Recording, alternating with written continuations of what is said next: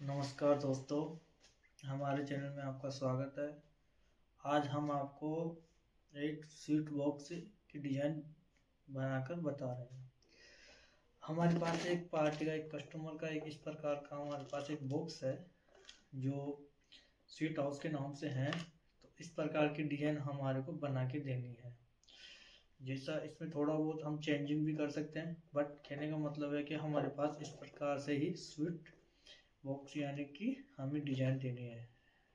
हिंदी में मिठाई की दुकान होती है, जैसे कहीं भी हलवाई वगैरह होते हैं उनके लिए काफ़ी आपने ऐसे बॉक्स देखे होंगे, तो उनके प्रचार प्रसार के लिए या उनके मिठाई बॉक्स लड्डू वगैरह डालने के लिए तो इस प्रकार से वो बॉक्स बनवाते हैं, डिब्बे बनवाते हैं।